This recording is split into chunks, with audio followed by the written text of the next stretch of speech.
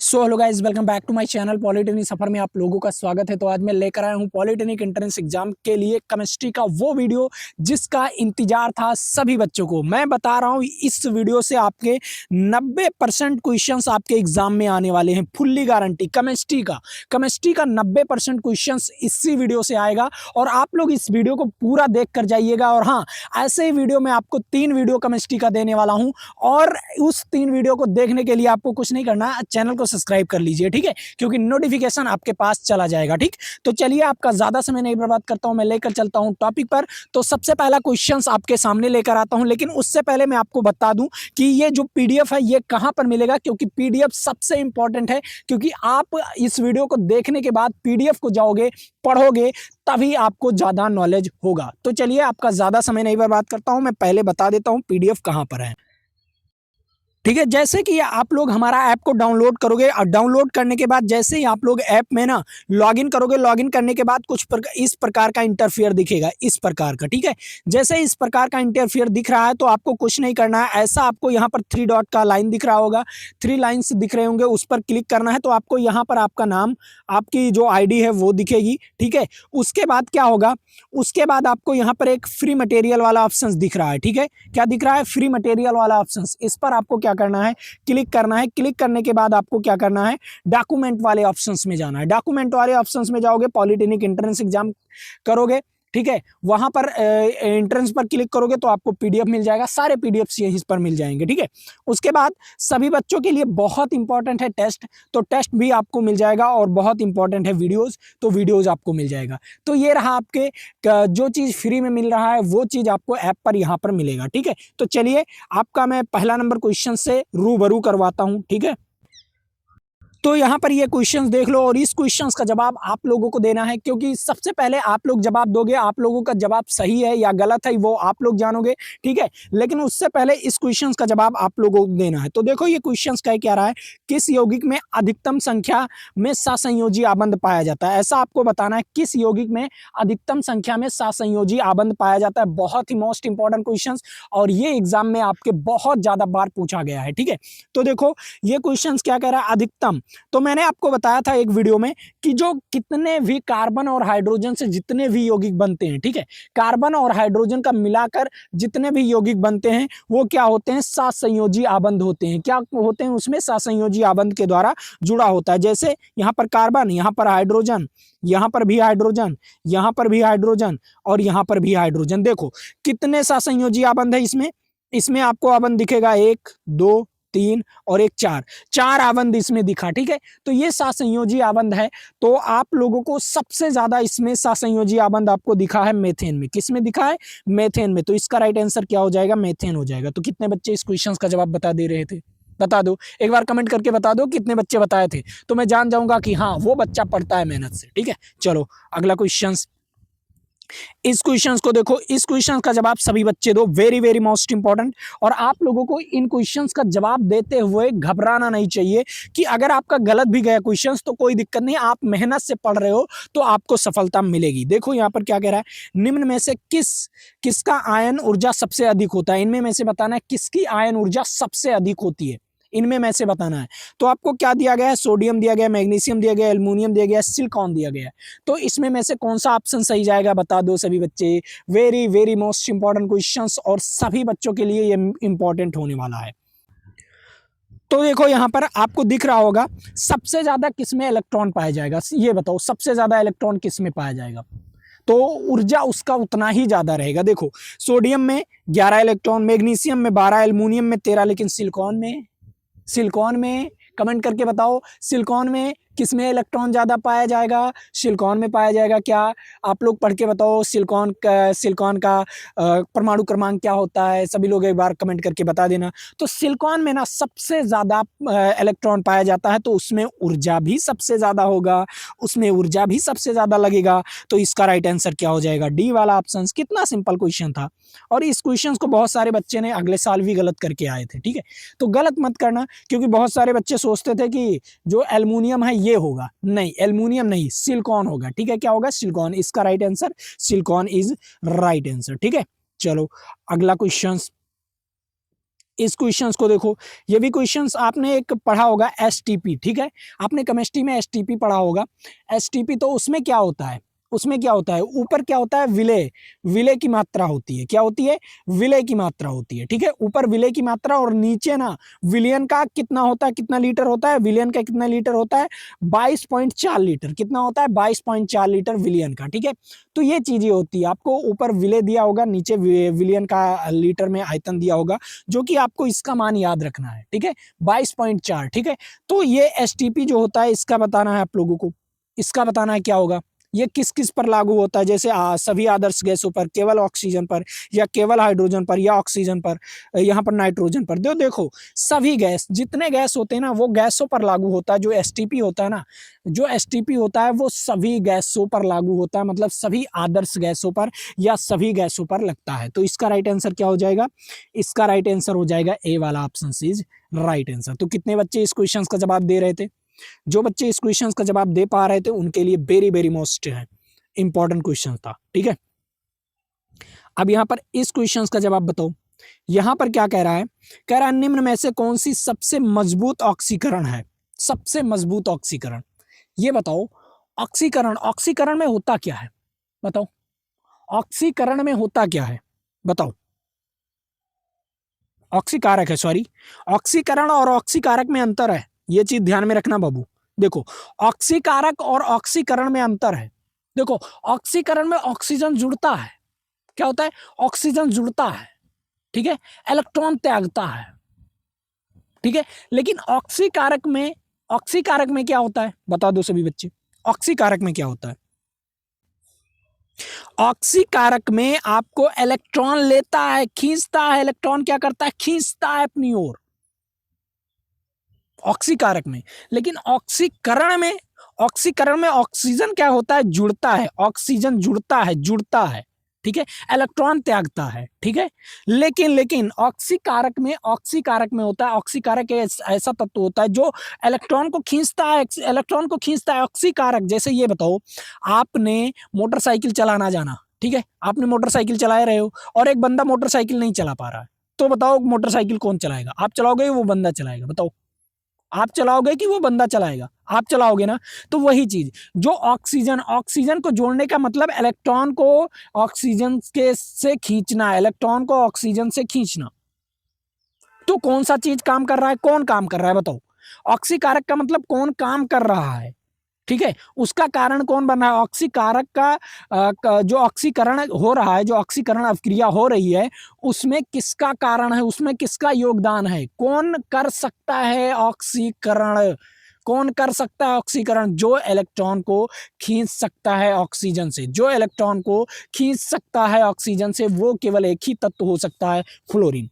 क्या हो सकता है, फ्लोरीन। क्योंकि मैंने आपको बताया है कि जो फ्लोरीन होता है ये पूरे आवर्त सारणी की रानी होती है, क्या होती है, पूरे आवर्त सारणी की रानी होती है। और जो ऑक्सीजन होता है ये पूरे आवर्त सारणी का राजा होता है। तो जो रानी होती है वो इलेक्ट्रॉन ऑक्सीजन का खींच सकती है, बट ऑक्सीजन का और ऐसा कोई भी तत्व नहीं है, पूरे आवर्त सारणी में और ऐसा कोई भी तत्व नहीं है जो कि ऑक्सीजन का इलेक्ट्रॉन खींच सके। बता दो, कोई भी ऐसा तत्व नहीं है जो पूरे आवर्त सारणी की बात कर रहा हूं कि ऑक्सीजन का इलेक्ट्रॉन खींच सके ओनली फ्लोरीन को छोड़कर, ठीक है। तो इसका राइट आंसर क्या हो जाएगा, इसका राइट आंसर हो जाएगा बी वाला ऑप्शन। कितने बच्चे इस क्वेश्चन से सहमत हैं, कितने बच्चे इस क्वेश्चन से सहमत हैं। और अगर नहीं सहमत है ना तो इस नंबर पर आपको मैसेज करना है 98 38 460 969, ठीक है। यहां पर आपका डाउट सॉल्यूशन होगा, सीधा मैसेज करना। अगर नहीं समझ में आया, मैं कह रहा हूं ना इस वीडियो से आपके बहुत सारे क्वेश्चंस आने वाले हैं, 90% क्वेश्चन इसी वीडियो से आएगा। तो मैं कह रहा हूं ना कि आप लोग इस नंबर पर डाउट कोई भी हो तो इस नंबर पर तुरंत तुरंत मैसेज करना कि सर मुझे उस क्वेश्चंस में डाउट था, आप मुझे एक शॉर्ट वीडियो बनाकर यूट्यूब पर अपलोड कर दीजिए उसके बारे में, ठीक है। डाउट नहीं रहना चाहिए, क्योंकि अगर डाउट रहेगा तो दिक्कत आपका है, ठीक है। चलो अगला क्वेश्चन, इस क्वेश्चन को देखो, यहां पर क्या कह रहा है, कह रहा है किस यौगिक में sp3 संकरण बनता है, बताओ। sp3 तीन प्रकार के होते हैं, एक sp होता है, एक sp2 होता है, एक sp3 होता है, ठीक है। sp2 वाला तो आसान है, sp2 वाला आसान है, कैसे, सर बताओ कैसे? देखो sp2 जो होता है उसमें डबल बॉन्ड होते हैं, बस सिंपल, उसमें डबल बॉन्ड रहेगा ही, सिंपल, sp2 में डबल बॉन्ड। ठीक है। sp3 क्या होता है बता दो सभी बच्चे, sp3 होता क्या है बताओ? sp3 में एक और कांड होता है। sp3 देखो ध्यान से समझो, पहले होता है sp3 सॉरी, sp3 फिर sp2 फिर sp। ठीक है। अब यहां पर देखो, इसमें sp3 में एकल बॉन्ड रहेगा, sp2 में, ध्यान से समझना ये क्वेश्चन, ध्यान से समझना, sp2 में डबल बॉन्ड रहेगा और sp में ट्रिपल बॉन्ड रहेगा। क्या रहेगा? sp में ट्रिपल बॉन्ड रहेगा। बस यही चीज ध्यान में रख लिए तो आपका कल्याण है। लेकिन लेकिन लेकिन लेकिन लेकिन मैं आपको बता रहा हूं, देखो अगर sp2 है, अगर sp2 बहुत सारे बच्चे, अभी मैं आपको क्वेश्चंस पूछूंगा ना तो भटक जाएंगे। ठीक है। तो उस क्वेश्चंस पर ध्यान देना, सबसे पहले मैं जो चीज बता रहा हूं उस पर ध्यान देना। देखो क्या कह रहा है, जो sp3 है उसमें एकल बॉन्ड, तो किसमें किसमें एकल बॉन्ड है, किसमें किसमें एकल बॉन्ड है, इसमें डबल बॉन्ड हो जाएगा, इसमें भी ट्रिपल बॉन्ड हो जाएगा। जो इसमें ये है ना मेथेन जो है, इसमें एकल बॉन्ड होता है। क्या होता है? मेथेन जो होता है इसमें एकल बॉन्ड होता है। आप लोग यहाँ पर देख लो, हाइड्रोजन हाइड्रोजन के बीच, हाइड्रोजन और कार्बन के बीच एकल बॉन्ड होता है कि नहीं बताओ? हाइड्रोजन और कार्बन के बीच एकल बॉन्ड होता है कि नहीं? होता है ना। तो इसमें क्या होगा? sp3 वाला बॉन्ड होगा। क्या होगा? sp3 वाला संकरणन होगा। क्या होगा? sp3 वाला संकरणन होगा। ये तो आप लोग sp3 वाला आसानी से समझ जाओगे, उसमें कोई है कुछ है ही नहीं, कुछ है ही नहीं। लेकिन sp जो होता है, sp आपको ज्यादा दिक्कत करेगा। और sp2 देखो, आओ मैं समझाता हूं। मान लीजिए आपने कार्बन डाइऑक्साइड को लिया। देखो कार्बन डाइऑक्साइड में ऑक्सीजन इधर से जुड़ा होता है, ऑक्सीजन इधर से जुड़ा होता है। अब यहां पर क्या हुआ, यहां पर आपका तो कहोगे सर यहां पर तो डबल बॉन्ड है, तो यहां पर sp2 होना चाहिए, sp2 संकरणन होना चाहिए, यहां पर भी sp2 संकरणन होना चाहिए। नहीं बाबू, नहीं। आप कहोगे सर क्यों? कारण, क्योंकि इसमें डबल बॉन्ड कार्बन के साथ क्या हो गया है, ऑक्सीजन डबल बॉन्ड बना लिया है, 2 बार डबल बॉन्ड बना लिया है। तो क्या हो जाएगा इसमें, एक पाई एक सिग्मा मतलब जिसमें 2 पाई होगा। एक बॉन्ड क्या होता है, एक पाई और एक सिग्मा होता है। पहले सिग्मा लिखा जाता है फिर पाई आता है। तो जिसमें डबल पाई हो जाए वो क्या होगा, sp संक्रमण हो, sp संकरणन होगा। क्या होगा? sp संकरणन होगा। अब मैं आपको कुछ और चीजें बताता हूं। देखो ये इसका बता दो आप लोग, इसका बताओ, इसका सभी बच्चे बता दो, जितने बच्चे हो इसका बता दो, वेरी वेरी मोस्ट इंपॉर्टेंट, इसका बता दो जितने बच्चे हो। इसमें कौन सा संकरणन होगा बताओ? इसमें कौन सा संकरणन होगा बताओ? इसमें भी बीच वाले कार्बन का संकरणन क्या होगा, बीच वाले कार्बन का बता दो, बीच वाले कार्बन का संकरणन क्या होगा, sp। क्या होगा? sp होगा। लेकिन कहेंगे सर ये तो डबल बॉन्ड है, नहीं 2 बार डबल बॉन्ड है। देखो आगे पीछे दोनों बार डबल बॉन्ड है और दोनों में 2 पाई हो जाएगा, हो जाएगा कि नहीं? पाई होगा कि नहीं? पाई होगा कि नहीं? सबसे इंपॉर्टेंट चीज, सबसे इंपॉर्टेंट चीज यही था बाबू, बहुत ही इंपॉर्टेंट चीज जो कि आप लोगों ने समझ नहीं पा रहे हो। ठीक है। sp वाला हो गया। अब देखो, ठीक है, यहां पर sp वाला हो गया।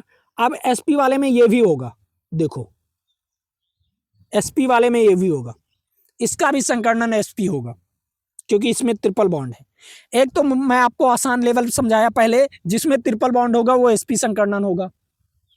ठीक है। जिसमें ट्रिपल बॉन्ड होगा वो sp संकरणन होगा, और जिसमें 2 बार डबल बॉन्ड होगा वो भी sp संकरणन होगा। अब सर sp2 संकरणन वाला बता दीजिए। ये देखो ये रहा sp2 संकरणन। ठीक है। क्या रहा? ये रहा sp2 संकरणन। ठीक है, कोई दिक्कत? कौन सा sp2 संकरणन? sp2 संकरणन। ठीक है, समझ में आ गया होगा सभी बच्चों को। sp2 संकरणन, sp2 संकरणन। ठीक है, sp2 संकरणन हो गया, समझ में आया? जिसमें डबल बॉन्ड है sp2। ओके, जिसमें डबल डबल बॉन्ड है, ठीक है, मान लीजिए एक डबल बॉन्ड हुआ और दूसरा भी डबल बॉन्ड है, तो उसमें sp संकरणन होगा। यही चीज मैं आपको समझाना चाहता था। ठीक है, समझ में आया? तो कौन सा ऑप्शन से इसका राइट आंसर होगा, क्योंकि sp3 बताना है तो मेथेन होगा। क्या होगा? मेथेन होगा। तो इसका राइट आंसर मेथेन। ठीक है, चलो अगला क्वेश्चन। हाँ, ये भी क्वेश्चंस आपके लिए वेरी वेरी इंपॉर्टेंट है, क्योंकि बफर से आपके बहुत सारे क्वेश्चंस आते हैं, क्योंकि इस समय आप लोग बफर बहुत ज्यादा खा रहे हो। देखो, निम्नलिखित में से कौन सा विलियन बफर विलियन है?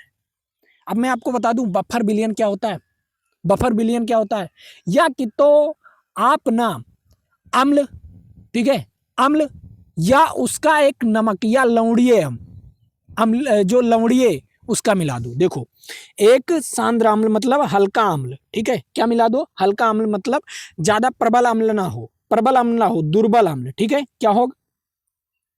दुर्बल अम्ल, ठीक है, कमजोर अम्ल, कमजोर अम्ल, ठीक है, कमजोर अम्ल हो, ठीक है, और इसी अम्ल का क्या हो? लवणीय रूप हो। क्या हो? लवणीय रूप हो, ठीक है। जैसे आप लोग जानते हो लवणीय रूप क्या होता है।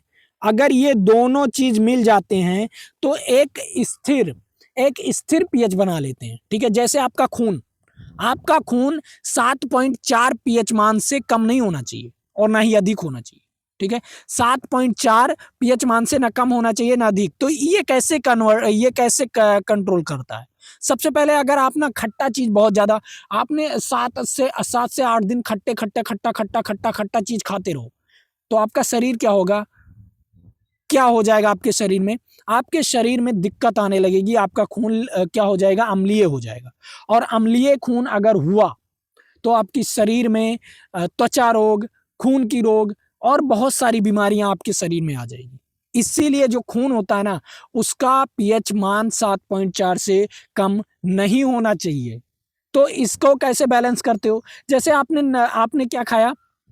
नींबू खाया। तो नींबू खाया तो आपने एक चीज तो और भी खाया होगा, नमक ना? खाया होगा ना? नमक खाया होगा ना? तो वही चीज, अगर आपने नींबू खाया तो नमक खाना जरूरी है। नमक खाना जरूरी है, क्योंकि पीएच को बैलेंस करने के लिए बहुत ही महत्वपूर्ण होता है बफर विलियन। और आपका खून बफर विलियन है, ये चीज ध्यान में रखना। आपका खून बफर विलियन है। और बफर विलियन बनाने में किस चीज में यूज किया जाता है? जैसे दवाइयों में, ठीक है, जैसे दवाइयों में और कोई भी चीज का पीएच स्थिर रखने के लिए किया जाता है, ठीक है। पीएच मान स्थिर रखने के लिए, जैसे मान लीजिए बफर विलियन कैसे बनेगा? कोई आपने पैकेट देखा क्या? वो पैकेट और चिप्स का पैकेट तो खरीदते होगे, खाते होगे, तो फूला क्यों रहता है? उसमें कार्बन डाइऑक्साइड रहता है क्या? नहीं, नाइट्रोजन गैस रहता है। तो पीएच को स्थिर रखता है, पीएच को स्थिर रखता है, इसलिए उसमें वो खराब नहीं होता, ठीक है, समझ में आया? इसीलिए वो खराब नहीं होता, ठीक। तो पीएच को स्थिर रखने के लिए हमें, जैसे मान लीजिए अल्कोहल और प्लस उसका लवणीय रूप, ठीक है, क्या हो जाएगा? सॉरी, अल्कोहल नहीं, अम्ल और उसका लवणीय रूप, ठीक है। तो इसका राइट आंसर क्या हो जाएगा? इसका राइट आंसर बी वाला ऑप्शन, ठीक है। समझ में आया? ये चीज तो समझ में आ गया, ठीक है। चलो अगला क्वेश्चन, इस क्वेश्चंस को देखो, ये भी क्वेश्चंस आपके लिए इंपॉर्टेंट है। क्या कह रहा है? किस तत्व का परमाणु क्रमांक 17 है? क्लोरीन। याद होना चाहिए, इतना जल्दी याद होना चाहिए। क्लोरीन होता है। सोडियम का 11 होता है, क्लोरीन का 17 होता है। आर्गन का बताओ, आर्गन का बताओ, 18 होता है क्या? आर्गन का 18 होता है क्या? बताओ। सल्फर का क्या होता है? सल्फर का 16 होता है क्या? सल्फर का 16 होता है क्या? बता दो, 16 होता है क्या? बताओ सभी बच्चे कमेंट बॉक्स में, ठीक है। सल्फर का 16 होता है, ये चीज याद रखना, ठीक है। इसका राइट आंसर बता दो। क्या कह रहा है? निम्न में से कौन सा ऊष्माक्षेपीय क्रिया है? अब इसमें में से कौन सा ऊष्माक्षेपीय क्रिया है, इसके बारे में बताना है। जैसे देखो, मेथेन, मेथेन आपने सुना है? मेथेन आपने सुना है, एक ज्वलनशील गैस है। बताओ, एक ज्वलनशील गैस है कि नहीं? और ऑक्सीजन के, अगर ऑक्सीजन उसमें मिला दिया जाए तो मेथेन जलेगा। कैसे? मान लीजिए आप मेथेन गैस का उत्पाद कर लिए, ठीक है। मेथेन गैस का उत्पाद करके एक गैस सिलेंडर में भर दिए और गैस सिलेंडर को अपने चूल्हे में, ठीक है, चूल्हे में लगा दिए, जो बनाता है खाना ना, उसमें लगा दिए। लगाने के बाद ना, जैसे ही आप लोग उसमें चिंगारी मारोगे तो चिंगारी से तो आग लग जाएगी, और प्लस जो आपके वातावरण में ऑक्सीजन है ना, ऑक्सीजन की वजह से आग लगता है। किसकी वजह से? ऑक्सीजन की ही वजह से आग लगता है, ठीक है। तो जो मेथेन गैस है, ये ज्वलनशील गैस है, और जैसे ये जलना शुरू करेगा तो ये ऊष्माक्षेपी, मतलब ऊष्मा को ये मतलब आपको देगा, ये ऊष्मा को देगा। जैसे ये जलेगा तो ऊष्मा को देगा। तो इसका राइट आंसर क्या हो जाएगा? इसका राइट आंसर हो जाएगा डी वाला ऑप्शन। कितने बच्चों को ये पता चला? कितने बच्चों को ये क्वेश्चंस पता चला? आराम से सभी बच्चों को पता चल गया होगा। ठीक है, चलो अगला क्वेश्चंस। इस क्वेश्चंस का जवाब बताओ। क्या कह रहा है? किस नियम के अनुसार गैस का आयतन ताप के समानुपाती होता है? गैस का आयतन ताप के समानुपाती होता है, बताओ किस नियम के अनुसार? ये चार्ल्स का नियम होता है। किसका नियम होता है? ये चार्ल्स का नियम होता है। Is right answer. कौन सा ऑप्शन? चार्ल्स का नियम। सभी को समझ में आया? सभी को समझ में आया ये questions? Very very most important. अगला यहां पर क्या कह रहा है देख लो। कह रहा है निम्न में से कौन सा तत्व संक्रमण धातु है? संक्रमण धातु। ठीक है, बताओ कौन सा ऐसा तत्व है जो संक्रमण धातु है, जो किसी से विक्रिया कर लेता है? ठीक है, जो संक्रमण धातु है वो किसी से विक्रिया कर लेता है। Fe। ठीक है, Fe। ठीक, तो इसका राइट आंसर क्या हो जाएगा? Fe। चलो अगला क्वेश्चन। इस क्वेश्चन का जवाब बताओ। क्या कह रहा है? निम्न में किस यौगिक में हाइड्रोजन बंध पाए जाते हैं? बताओ। हाइड्रोजन बंध। हाइड्रोजन बंध तीन ऐसे तत्व हैं जो हाइड्रोजन बंध बनाते हैं। आवर्त सारणी में केवल 3 तत्व हैं जो हाइड्रोजन बंध बनाते हैं। ठीक है, तो मैं बता दूं ये क्वेश्चंस आएगा और उन्हीं 3 में से एक ऑप्शंस देगा आपको। उन्हीं 3 ऑप्शंस में से एक ऑप्शंस देगा। आप याद कर लो फोन, FON। बस यही हाइड्रोजन बंध बनाते हैं। हाइड्रोजन के साथ यही हाइड्रोजन बंध बनाते हैं। फ्लोरीन, ऑक्सीजन और नाइट्रोजन, यही हाइड्रोजन बंध बनाते हैं। इसके अलावा पूरे आवर्त सारणी में कोई हाइड्रोजन बंध नहीं बनाता। कोई हाइड्रोजन बंध नहीं बनाता। सिंपल, याद रखना इसे। सिंपल इन तीनों को याद रखना, क्योंकि मैं आपको जो ट्रिक बता रहा हूं, केमिस्ट्री ना मजा आएगा आपको, मजा आएगा, फुल्ली मजा आने वाला है केमिस्ट्री में। कोई दिक्कत नहीं, केमिस्ट्री ज्यादा कठिन नहीं है बाबू। ठीक है, आप कठिन बना लेते हो। तो देखो यहाँ पर नाइट्रोजन हाइड्रोजन के साथ क्या बनाएगा? हाइड्रोजन बंध बनाएगा। बहुत सही। और जैसे H2O, ये भी ऑक्सीजन के ऑक्सीजन के साथ क्या बना रहा है? हाइड्रोजन बंध बना रहा है, इसीलिए जल बन जा रहा है। ठीक है, समझ में आया? और HF, ये भी हाइड्रोजन के साथ हाइड्रोजन बंध बना रहा है, ये भी हाइड्रोजन बंध बना रहा है। ठीक है, तो देखो तीनों ऑप्शंस मैंने आपको बता दिया। यही 3 ऑप्शंस हैं, यही 3 ऑप्शंस हैं जो हाइड्रोजन बंध बनाते हैं। ठीक है, समझ में आ गया होगा? Very important questions. ठीक है, चलो अगला क्वेश्चंस। इस क्वेश्चंस को देखो। क्या कह रहा है ये क्वेश्चन? सिंपल है। कह रहा है निम्न में से कौन सा सबसे कम प्रतिक्रियाशील है? बताओ सबसे कम। इनमें में से कौन सा प्रतिक्रियाशील, कौन से सबसे कम वाला? तो मैंने आपको कल ही एक वीडियो बनाया था, उसमें मैंने बताया था कनक मगयल जिन्फी। क्या बताया था? कनक मगयल जिन्फी। आओ समझता हूं। का यहां पर रहेगा का न का मग एल जिन्फी। कनक मगयल जिन्फी। ठीक है, देखो सबसे कम यहां पर पूछ लिया है। सबसे कम किसका होगा? देखो एल्युमिनियम का। प्रतिक्रियाशील एल्युमिनियम का कम होगा। यहां पर ये ऑप्शंस गलत है। ठीक है, ये ऑप्शंस गलत है। ठीक है, एल्युमिनियम का होगा। देखो सबसे ज्यादा पोटेशियम का, फिर सोडियम का, फिर कैल्शियम का, फिर मैग्नीशियम का, फिर एल्युमिनियम का। तो इसका राइट आंसर एल्युमिनियम होगा। ठीक है, क्या होगा? इसका राइट आंसर एल्युमिनियम होगा। ये चीज ध्यान में रखिएगा। ठीक है, बहुत ही मोस्ट इंपॉर्टेंट, इस चीज को आपको ध्यान में रखना है, क्योंकि आपके लिए वेरी वेरी मोस्ट इंपॉर्टेंट होने वाला है। ठीक है, समझ में आया? समझ में आया? ठीक, चलो अगला क्वेश्चंस। इस क्वेश्चंस का बताओ सभी बच्चे। क्या कह रहा है? कह रहा है 28 नंबर क्वेश्चन कह रहा है pH बराबर 7 तो विलयन कैसा होगा? मैंने बताया था उदासीन। देखो जिसका pH 7 होगा वो उदासीन होगा, जिसका pH 7 से अधिक होगा वो क्षारीय होगा, जिसका pH 7 से कम होगा वो अम्लीय होगा। ठीक है, समझ में आया? चलो अगला क्वेश्चन। इस क्वेश्चन का जवाब बताओ सभी बच्चे। क्या कह रहा है? किस अपक्रिया में उत्प्रेरक की आवश्यकता होती है? किस अपक्रिया में उत्प्रेरक की आवश्यकता होती है? बताओ। एमोनियम बनाने के लिए, किस अपक्रिया में? एमोनियम बनाने के लिए उत्प्रेरक की आवश्यकता होती है, जैसे लोहा को डाल दो, ठीक है, प्लेटलेट को यहाँ पर क्या पीबी को डाल दो, ठीक है, लेड को डाल दो, ठीक है, ये सब होते हैं जो उत्प्रेरक के रूप में यूज किए जाते हैं, ठीक है। तो उत्प्रेरक किसमें? एमोनियम बनाने के लिए हमें क्या किया जाता है? उत्प्रेरक का यूज किया जाता है। और ये किस विधि द्वारा बनाया जाता है, बताओ ये किस विधि द्वारा बनाया जाता है? ये कमेंट बॉक्स में बताएंगे आप लोग, ठीक है। तो कितने बच्चों को ये क्वेश्चन समझ में आ गया? और ये रहा आपका लास्ट क्वेश्चन, ठीक है, इस वीडियो का, ठीक है। तो इस क्वेश्चन का जवाब आप लोग बताएंगे। और हाँ, मैं आपको बता रहा हूँ सबसे इंपॉर्टेंट चीज कि अगर आपने अभी तक चैनल को सब्सक्राइब नहीं किया हो तो चैनल को सब्सक्राइब कर लो, वीडियो को लाइक नहीं किया हो तो वीडियो को लाइक कर दो, और अपने दोस्तों तक इस वीडियो को शेयर नहीं किया हो तो शेयर कर दो। और हाँ, जो बच्चे मेरा शिखर बैच ज्वाइन करना चाहते हैं, ठीक है, शिखर बैच, उन्हें ये वीडियो ऑलरेडी पहले ही मिल गई, ठीक है, ऐसे वीडियो मैंने आपको ऑलरेडी उन्हें पढ़ा चुका हूँ, ठीक है। तो शिखर बैच जो कि 499 रुपए का था, ठीक है, बट अब वो मात्र 49 रुपए में, बहुत सारे बच्चे मेरे पास मैसेज किए, कॉल किए, सर मेरे पास इतना रुपए नहीं है, तो मैंने मात्र 49 रुपए में, ऑफर लिमिटेड समय के लिए है, तो अभी जाकर खरीद लो वरना पछताओगे, ठीक है। तो चलिए आज के लिए इतना ही। जय हिंद जय भारत, फिर मिलेंगे आपके साथ अगले वीडियो में।